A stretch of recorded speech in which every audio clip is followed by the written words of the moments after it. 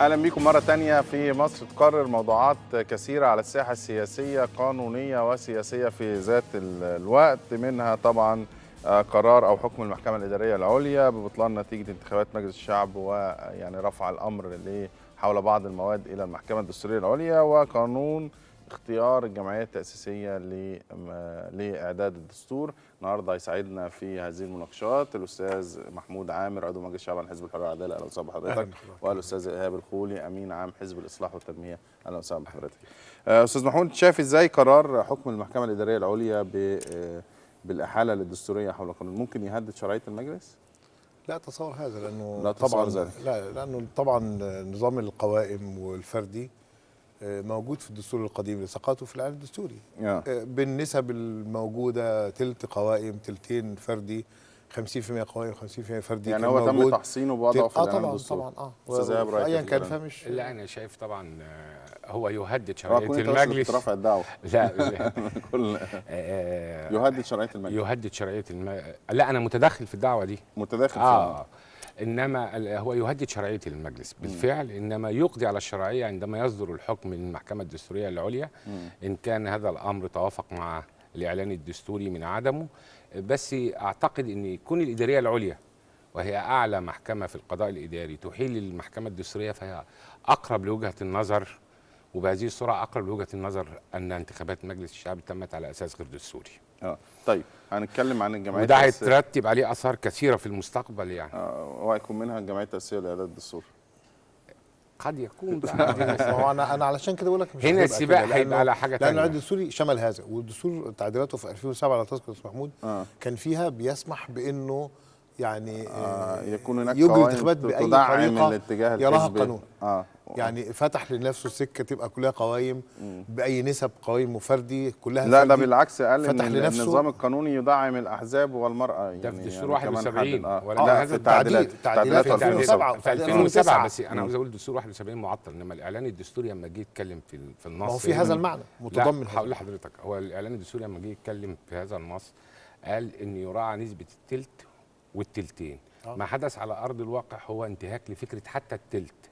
من هنا المحكمة الدستورية ارتأت ان فكرة التوزيع على هذا الاساس وعدم حتى المحكمة الإدارية العليا حتى حصنوها في الإعلان الدستوري يا أستاذ. لم يتم تحصينها. لا ده هتحط نص موضوع ان الانتخابات تجرى بنظام القايمة يا سعادة المستشار، تلتين والفردي تلت. هذا الامر فيه اخلال، هذا الامر فيه اخلال بمبدأ المساواة ما بين المواطنين. طيب ودي قاعده دستوريه في العالم كله. انا عايز اقول القضيه انه عنده رئيس حزب ماشي او نازل على المقعد الفردي. لا انا احدثك بصفتي الشخصيه وانا احدث الان بصفتي القانونيه. اما على المقعد الفردي لا انا عاوزين نقول حاجه بغض النظر. هو الخلاف على المقعد الفردي. انا بقول لحضرتك على حاجه، لو استطال امر عدم الدستوريه، لو استطال هذا الحكم حل المجلس باكمله، وهذا الامر امر وارد. مش كلام، ده كلام الاداريه العليا.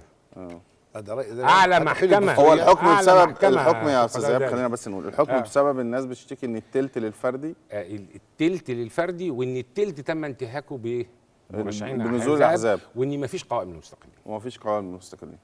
طيب هنخش في قضيه الجمعيه التاسيسيه للدستور. معنا تقرير لزميلنا كمال ماضي حوالين راي الناس في موضوع الدستور، ونرجع نكمل مع ضيوفنا. بعد الثورة 25 من يناير ومع بدء الإعلان عن أول انتخابات برلمانية، دار جدل في الشارع المصري حول وضع الدستور أولا أم إجراء الانتخابات. استمر الجدل حتى حسم في النهاية لصالح إجراء الانتخابات، وبعد عدة شهور عاد الجدل مرة أخرى بين ضلعي البناء الرئيسي للدولة، الرئيس والدستور. فمع قرب إجراء الانتخابات الرئاسية ظهر فريقان، أولهما مؤيد يرى ضرورة أن يوضع الدستور أولا قبل انتخاب رئيس الجمهورية الجديد، لأن الجدول الزمني الذي حدده المجلس الأعلى للقوات المسلحة بتسليم السلطة المدنيين هو الأنسب للمرحلة الانتقالية الدقيقة التي تمر بها البلاد، لذا يطالبون بالانتظار واستكمال الفترة الانتقالية وفق الخطة المتفق عليها. وآخر معارض يرى أهمية أن تتم انتخابات الرئاسة قبل أن يوضع الدستور، لأن وضع الدستور في ظل وجود الحكم العسكري سيضع بنودا تضمن للعسكري الحصانة من المحاكمة التي يطالب بها شباب الثورة للمجلس العسكري عن الفترة التي تولى خلالها إدارة شؤون البلاد. وبين هذا وذاك تصريحات حكومية صادرة عن المستشار محمد عطية وزير شؤون مجلسي الشعب والشورى تقول أن وضع الدستور سيتم بالتوازي مع الانتخابات الرئاسية، وهو ما رآه مراقبون الأنسب لحسم هذا الجدال الدائر.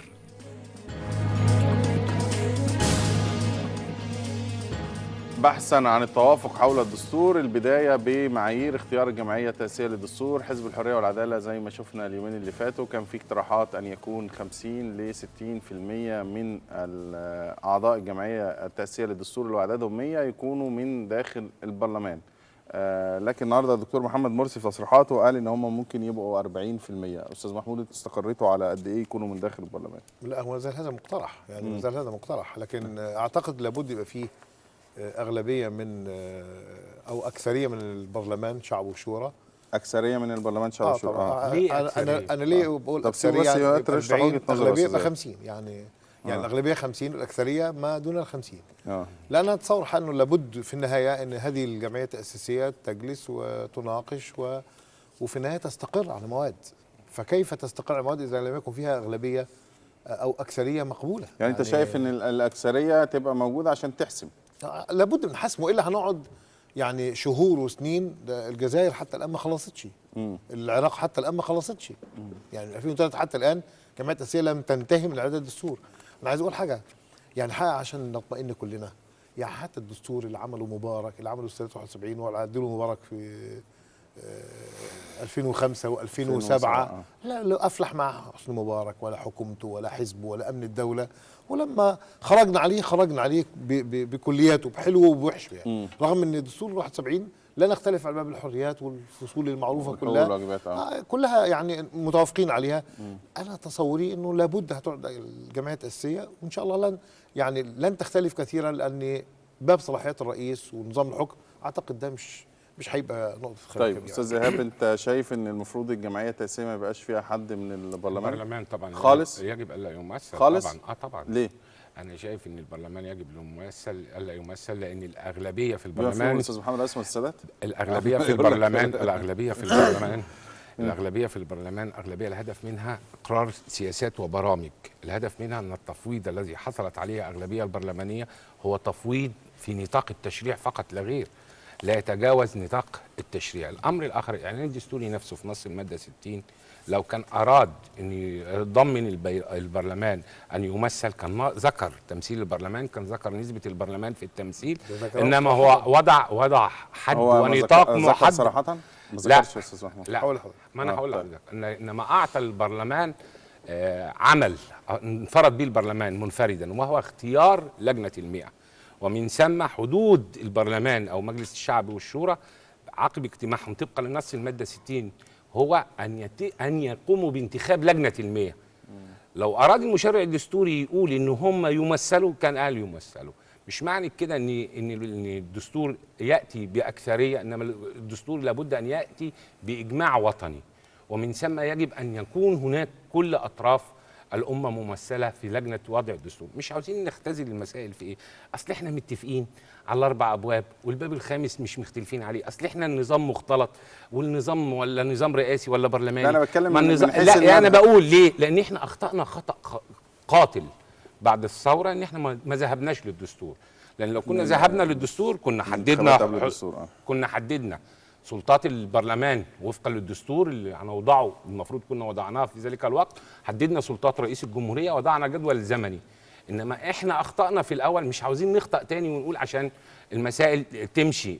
بدليل الان البعض الذي الاكثريه، حضرتك قاعد دلوقتي بتقول الاكثريه تمثل على ده محل تقدير، وده شيء بديهي ان تمثل الاكثريه، لكن حضرتك بتطرح الاكثريه بمفهوم اكثريه برلمانيه، اي نسبه ال 40% او هامش ال 40 اللي حصل عليه حزب الحريه والعداله مثلا على سبيل المثال. ماشي تمام. انا النهارده لما اجي اقول 40% او 60% من البرلمان ويجي برضو اقاويل اخرى، تسريبات اخرى خرجت عن حزب العداله والحريه بتقول ان طبقا للوزن النسبي، يعني هنعود برضو في البرلمان ونقول ان هناك من حصل على 70% يبقى ليه 35. انت حضرتك بتقول الاعلان الدستوري بينص على ان يكونوا من جوه البرلمان. لا مش من جوه البرلمان. ايوه، بنقول البرلمان بشعبتيه يختار الشورى المنتخبين ينتخبوا يختاروا، ما قالش من جوه ولا من بره. أيوة. فانا بعموم النص، بعموم التشريع، املك ان انا اخليهم كلهم من جوه او كلهم من بره او من هنا ومن هنا. عشان كده بقول انتوا قررتوا يبقى من هنا ومن هنا. مين اللي يملك بعموم البرلمان؟ البرلمان ماله ومال الدستور؟ البرلمان مناط بيه حاجه واحده، التشريع. استاذ محمود يكمل بس يوضح وجهه نظر. اولا اذا كان البرلمان يشرع، ايوه، فالدستور تشريع في النهايه، تشريع قواعد قانونيه فوقيه لكنها تشريع. لا طبعا في النهايه تشريع. لا الدستور اكبر من كده. لا يا خلينا بس يوضح وجهه نظر يا استاذ. يعني اولا الدستور تشريع في النهايه. نمره 2 الدستور يضعه الساسه وليس القانونيون، ويضعه الشعب بتوافق وليس باغلبيه. هذا كلام معروف. انا ليه بقول اكثريه وليه بقول اغلبيه وليه هذا الكلام؟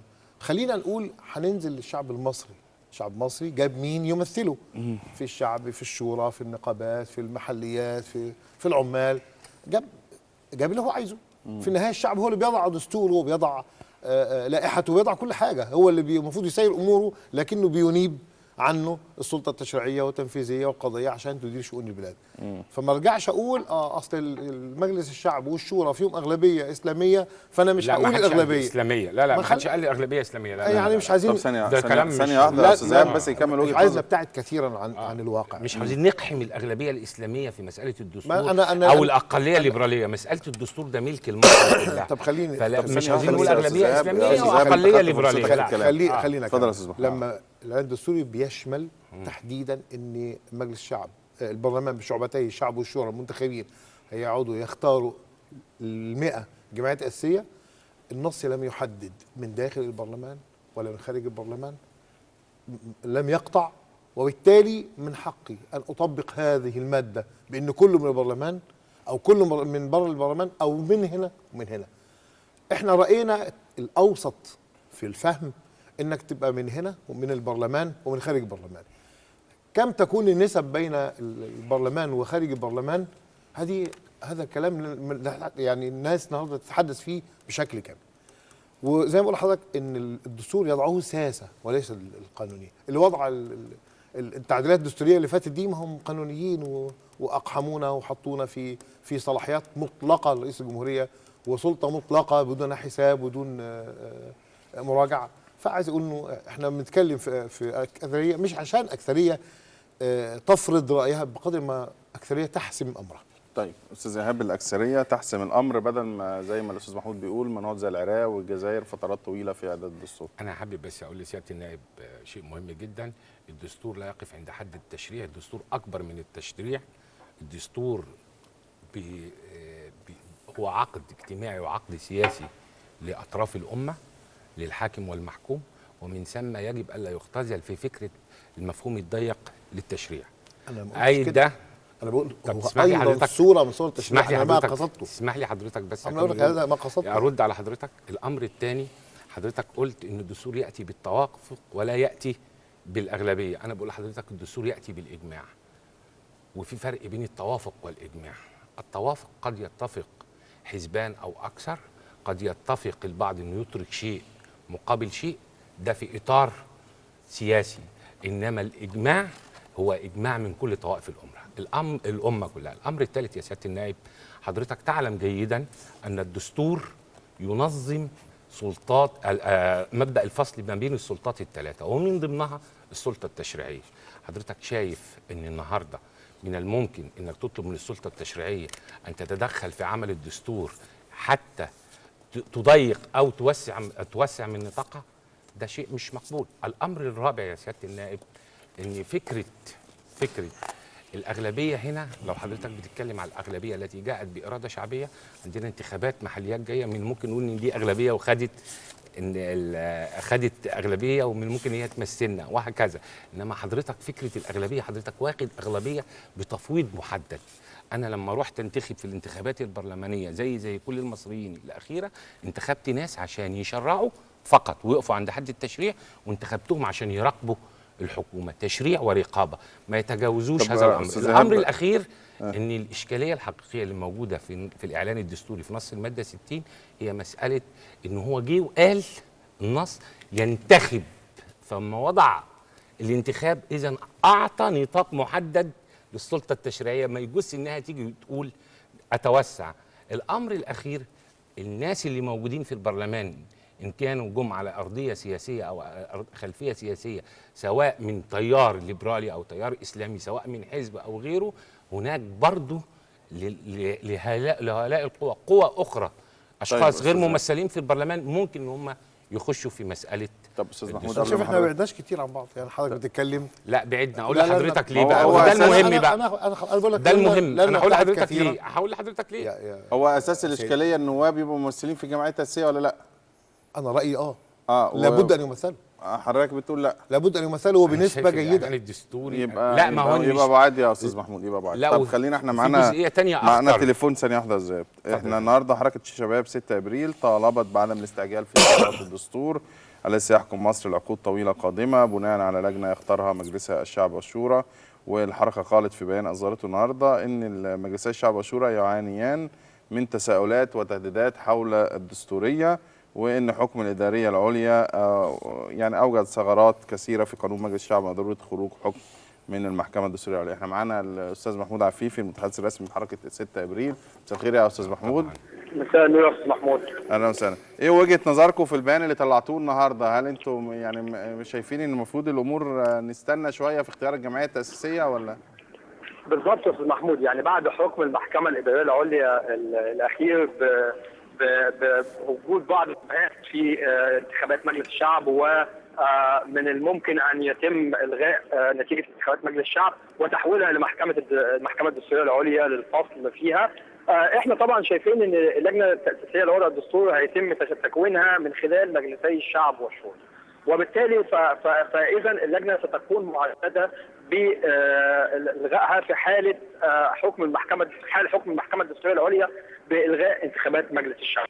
وبالتالي فالدستور اللجنه هتكون مهدده في حاله اختيار النواب من ضمن اعضاء الجمعيه التاسيسيه، ولا في حاله اختيارها اي جمعيه تاسيسيه حتى لو من خارج البرلمان؟ حتى في حاله اختيار اي جمعيه تاسيسيه، يعني ما هو دلوقتي مبني على باطل فهو باطل. يعني بس عدم الدستوريه، يعني في تقريبا حاجه طلع فتوى من المحكمه الدستوريه ان عدم الدستوريه لا يطبق باثر رجعي من ايام الضرائب العاملين في الخارج. نعم، يعني احكام الدستوريه لا تطبق باثر رجعي، يعني لو المجلس النهارده اختار جمعيه تاسيسيه مجلس الشعب وطلع حتى قرار بعدم دستوريه مجلس الشعب او الانتخابات فلا يطبق باثر رجعي. ماشي يا استاذ محمود، بس ما بني على باطل فهو باطل. يعني هل مجلس يكون مطعون في شرعيته تمام، او يكون يعني في حكم بالغائه، هل هو يكون المجلس اللي يتم اختياره اللجنه التاسيسيه لوضع الدستور اللي يحكمنا لمده 50 سنه على الاقل قدام؟ طب عايز اسالك، انتوا بتأيدوا ان يكون تشكيل الجمعيه التاسيسيه من ضمنها نواب مجلس الشعب، ولا تكون كلها من خارج مجلس الشعب والشورى، من خارج مجلسي الشعب والشورى؟ يعني على الاقل احنا يعني بنطالب بعدم وجود اي نائب داخل اللجنه، يعني ما يكونش في اي نائب من مجلسي الشعب والشورى يكونوا داخل اللجنه. ولكن احنا بنطالب حاليا دلوقتي بتأجيل من الاساس وضع او تشكيل لجنه التأسيسية لوضع الدستور وعدم صياغه الدستور الا بعد التاكد من شرعيه مجلس الشعب من خلال احكام القضاء. وبالتالي فاحنا اي استعجال دلوقتي قد يترتب عليه بعدين مشاكل دستوريه احنا في غنى عنها. اشكرك الاستاذ محمود عفيفي المتحدث باسم حركه 6 ابريل. استاذ محمود، تعليق حضرتك؟ انا تصوري ان هذا الكلام اولا يعني لو قلنا ان ما بني على باطل فباطل ليست دائما مطلقه. هذه في احكام الدستوريه وكان في حكم ان قال لك ما يطبقش اثر رجعي من ايام العاملين المصريين في الخارج، وحتى في بعض التشريعات والقرارات واللوائح لا يضار العامل اذا استفاد من قرار وتم تعديله او تشريعه وتم تعديله، عشان بس. وبعدين الاثر الفوري للقاعده القانونيه هو المهم الحقيقه، لانه معنى هذا ان كل ما يصدر برضه بيأيدوا البعض متخوف، وممكن كان معانا الاستاذ عبد الله مغازي عضو مجلس الشعب وعضو مجلس الشاري، فبيقول لك يعني لو احنا اخترنا نواب داخل الجمعيه التاسيسيه والنواب دول طلع يعني حكم من النقض بعدم صحه عضويتهم، يبقى ايه الموقف؟ لا خلي بال حضرتك من حاجه، يعني دلوقتي محكمه النقض، لا يعني اعتقد ان في طعون يعني لا ده هتبقى نهائيه احكام ما انا عارف طعون منظوره وهيبتي فيها، مش هنقعد زي ايام زمان شهور وسنين عشان يحكم او لا يحكم او يفضل في درج البرلمان او في درج المحكمه. لا الكلام يعني ده مش نستنى هيحصل 3 اشهر لحد ما محكمه النقد تخلص. وليه 3 اشهر؟ ما عشان ما ينطبقش حاله. لا انا بس عشان انما حل دي ليها حل تاني. ساعات مستشار انا عايز اقول حاجه، يعني عشان بس ما نبقاش يعني ندور في حلقه مفرغه. احنا اتصورين ان هذا المجلس دستوري بالاعلان الدستوري وبالدستور 71 بده او بده، هذا المجلس دستوري والمحكمه الدستوريه اعتقد انها هتقضي بهذا ان شاء الله يعني، وبالتالي احنا مش مضطرين نستنى في اختيار الجمعيه التاسيسيه لبيان صحه عضويه بعض النواب، حتى لو ده خرج يدخل حد مكانه مفيش مشكله خالص. طيب. الهيئه اللي اختارت النائب اللي اصل انا مش مسؤول عن صحه عضويه زميلي ولا هو مسؤول عن صحه عضويتي، لكن لو محكمه النقد قضت بعدم صحه عضويه احد النواب يخرج ويدخل واحد غيره بنفس الآلية اللي دخل بيها. الجمعيه التاسيسيه شغاله؟ طبعا مش مشكله طيب. خالص، واحد من 100 خلينا نسمع الاستاذ الزميل الكاتب الصحفي حازم منير عضو مجلس قومي لحقوق الانسان. مساء الخير يا استاذ حازم. مساء الخير يا استاذ محمود، اهلا بحضرتك. اهلا بيك، قول لنا رايك ايه في القضيه اللي بنناقشها اختيار الجمعيه التاسيسيه؟ الحوار من الصبحيه يا استاذ محمود، وعايز تعليق سريع على ما يتعلق بموضوع احاله للمحكمه الدستوريه العليا. كان المحكمه الدستوريه العليا احكام كاشفه للمستقبل وليست ناسخه للماضي، وهذا ما حدث في عامي 87 و90 حينما ابطلت المحكمه الدستوريه قانوني الانتخاب في عام 84 وفي عام 87، فابطلت البرلمان ولم تبطل قراراته. حظرت على البرلمان ان يصدر قرارات الزمت رئيس الجمهوريه باصدار قانون جديد للانتخابات، لكنها اعتبرت كل ما صدر عن المجلس من قرارات وتوصيات وقوانين قرار صحيح غير باطل، باعتبار انه الحكم يصدر على المستقبل.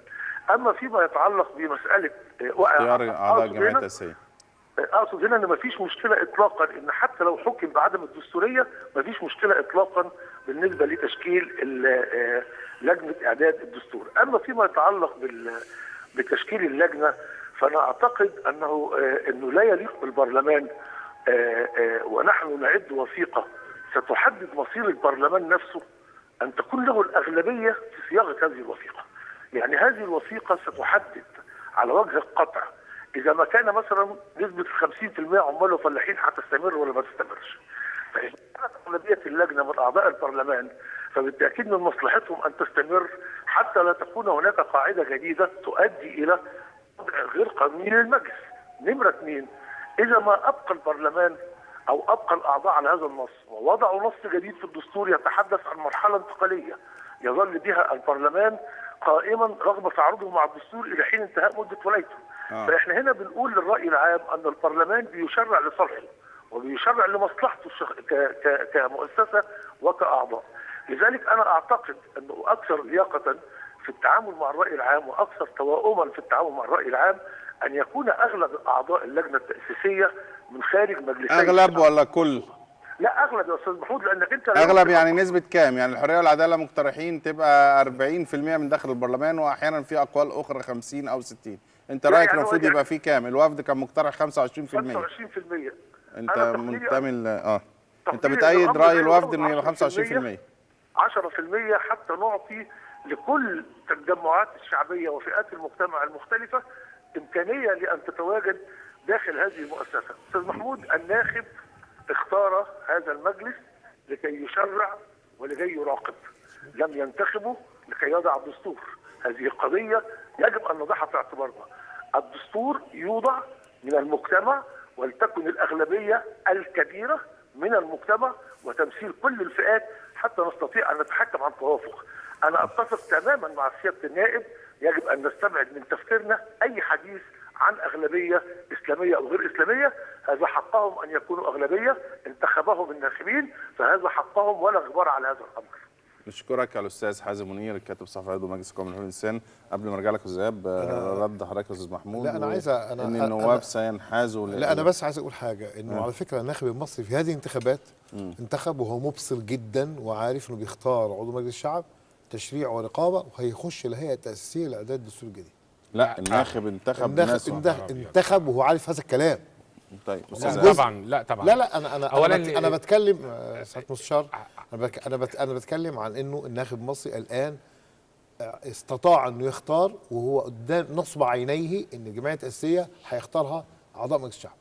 اذا كان منهم عضو مجلس الشعب او هيختار من يكون عضو هينتخبها، اذا كان منهم او هينتخبهم، لكن نصب عين الناخب بس المصري. الاستاذ حازم بيقول وبعد قال لك ان النواب يمكن ان ينحازوا مثلا لسلطات اكتر للبرلمان، ان هم مستمرين المجلس ما يتحلش. يا استاذ محمود اذا قلنا هذا الكلام يبقى هتدخل مهندسين عشان المهندسين، ولا محامين عشان المحامين، ولا اطباء عشان الاطباء. لا بس دول نسبه، دول ما انت بتتكلم. ما انا عايز اقول، لو انا عمال اقول بقى ان كل واحد هينحاز لطائفته او لفئته او لمهنته، يبقى احنا مش هنعد الدستور. احنا الخوف هنا مش انتماء طائفي، الخوف من انا مش بتكلم عن طائفيه، انا بتكلم في مساله الدستور تحديدا. الخوف ان ياتي الشخص على الخلفيه السياسيه، هو انا ليه بشتغل فيرجح افكاره السياسيه داخل وانا خايف؟ انا عايز اشتغل وانا مش خايف. طيب تسمح لي بس، هو الاستاذ محمود بيقول لك ان الناخب انتخب المجلس الشعبي ده وهو عارف ان هو يعني هيعمل خلفه الجمعيه التاسيسيه. لا لا، هذا الكلام غير صحيح، لان حتى لا انا بقول لحضرتك هذا، ما انا بقول لحضرتك هذا الكلام اللي قاله الناخب راح ينتخب بس برضه يا سياده النائب راح ينتخب على اساس ان حضرتك هتنتخب اللجنه التاسيسيه، مش انت اللي هتبقى جواها. بمعنى يا سياده الناخب، لا يا فندم، نتيجه واحده. بمعنى هقول لحضرتك، يعني حضرتك لو انا تقدمت بطلب بقول مجلس الشعب اختارني في الهيئه التاسيسيه، وحضرتك تقدمت بذات الطلب، انت هتنتخب نفسك وعندك فرصه انك تنتخب نفسك، انا لا. عشان كده مجلس الشعب دوره ونطاقه فقط في الاختيار. اما مساله البطلان التي اثيرت، عاوزين نفرق. اولا الدستور ما فيهوش حاجه اسمها بطلان دستوري. ليه؟ لان في النهايه اللي بيحصل دلوقتي، لان نهايه المطاف فين؟ في الاراده العليا الشعب، الاستفتاء. فالشعب هيقرر، انتهت القصه. فالمشكله ان احنا بنجر ان احنا نوافق على كل حاجه لحد ما نوضع في الاستفتاء. كنا بنعيد في 2007 على نظام مبارك لما يجي عاوزين ماده وهكذا. اذا الشعب رفض ماده، انا واثق ان اللي هيتم دلوقتي هيطرح الدستور كله، اما ان نقبله او نرفضه بشكل. التصويت برضه على 180 ماده ولا 190 ماده، يعني في مبررات كتيره. انما الخوف ان احنا بننجرف النهارده حتى نفاجئ بيوم في لحظه كده ان الشعب اما ان يقبل هذا الدستور او يرفض هذا الدستور. مكونات بقى انا مش ضد ان حضرتك ان النواب من المجلس يكونوا ممثلين. مثلا على سبيل المثال حضرتك قلت الاستاذ انور السادات، حضرتك قول وانا هقول لك الاستاذ صبحي صالح، فلياتي كل منهما بصفه غير صفته البرلمانيه ويمثل. ده يجي بصفته رئيس حزب، ده يجي بصفته القانونيه. معايا حضرتك؟ ويمثل. انما النهارده اللي احنا بنخشاه ايه؟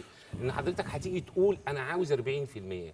40% حضرتك يعني حضرتك هتاخد 40 مقعد من ال100 للبرلمان. هتيجي تاخد من بين ال40 مقعد، هتختارهم على اي اساس؟ هتاخدهم على اساس التمثيل. وبالتالي يبقى في قوه بقت اكبر. هتخرج لبره، انت مش محتاج، عشان حضرتك بتقول محتاج اكثريه في وضع الدستور عشان ما نتعطلش وما يبقاش في خلاف. هتخرج بره محتاج 16 صوت فقط.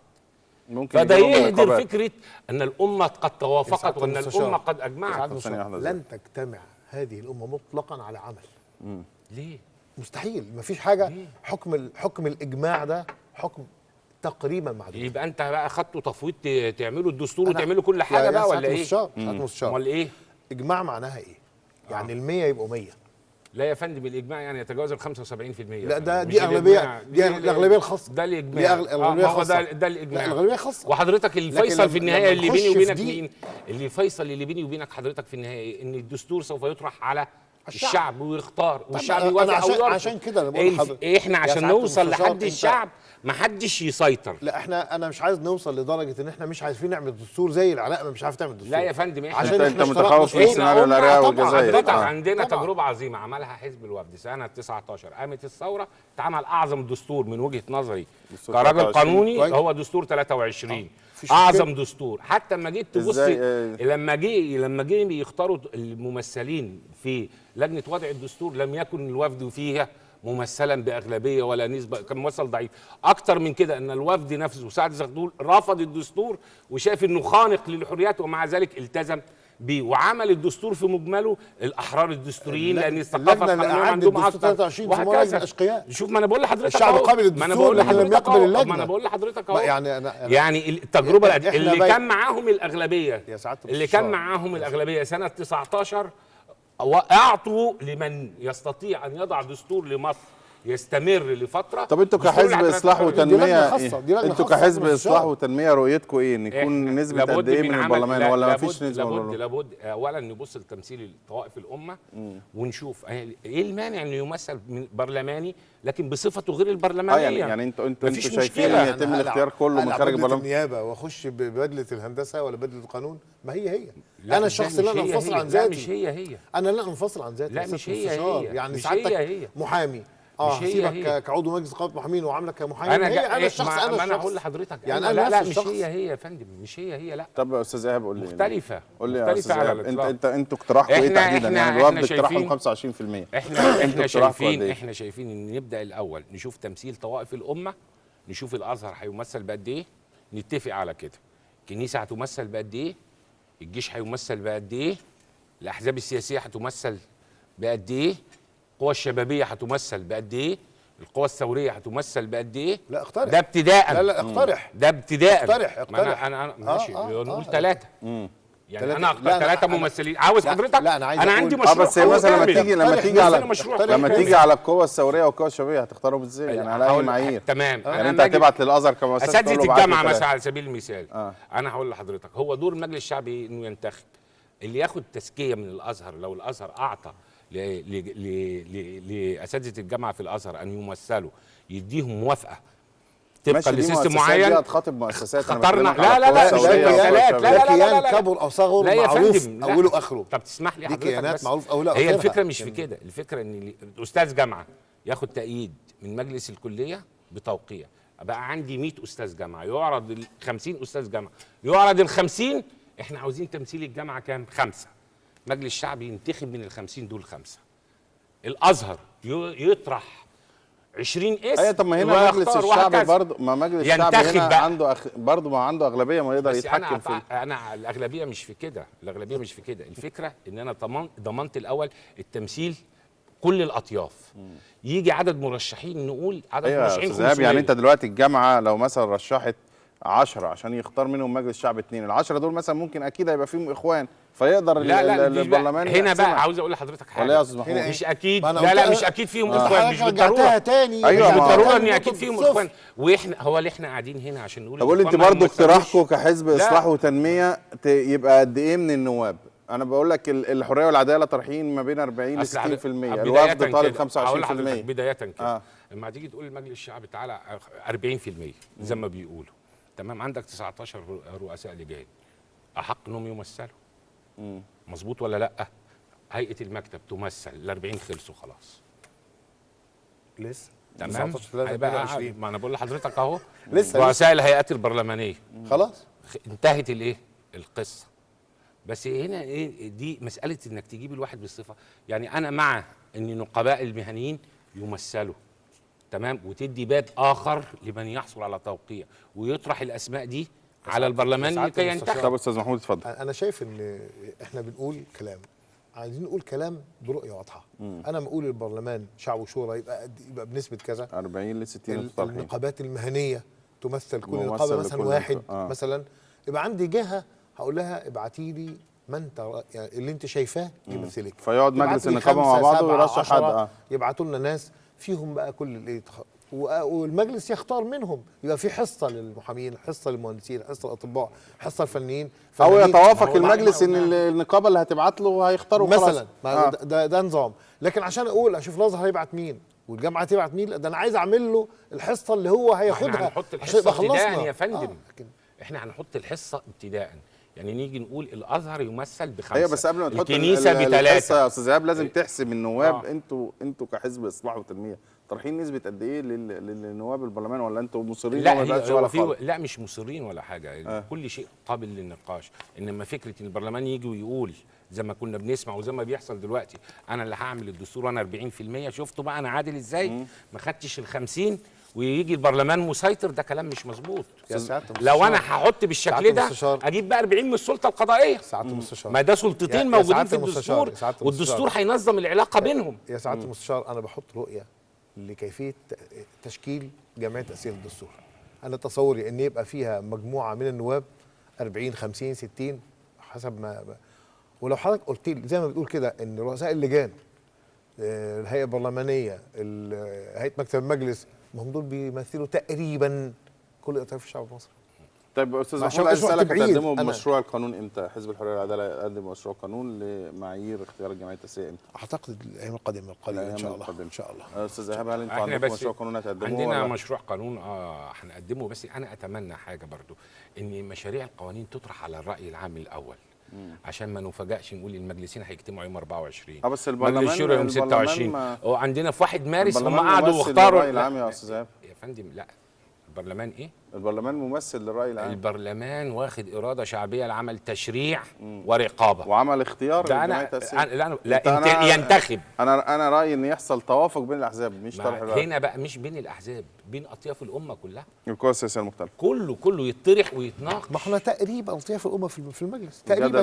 الجدل حول اختيار الجمعيه التاسيسيه يبدو انه سيستمر الايام القادمه وسيتصاعد. مش عارف 96% مش عالي 65%، 69% الاتجاه و30% احنا الليبراليين 30% هو و70 ده الشارع، ونقول هو هو ده ده الشارع، هو ده لا، مين الشارع قال كده؟ المصري. في قوة أخرى برضو مش ممثلة بشكل كافي داخل البرلمان. تيجي بالتعيين، اليسار تيجي مثلا بالتعيين في على الشورى. سبيل المثال، اليسار والقوميين مع المعينين لابد ان هم هو لا سليم. مش ده بالتمثيل اليسار بواحد او موجود في اكثر. الحريه والعداله، اليسار موجود على قائمه الحريه والعداله، الكرامه وغيره وغيره. نشكرك الاستاذ محمود عامر عضو مجلس الشعب عن حزب الحريه والعداله، استاذ ايهاب الخولي امين عام حزب الاصلاح والتنميه. وزي ما بقول لكم الجدل هيتنيه مستمر. بعد الفاصل معانا جدل من نوع اخر حوالين موقف النائب زياد العليمي، ننتظركم بعد الفاصل.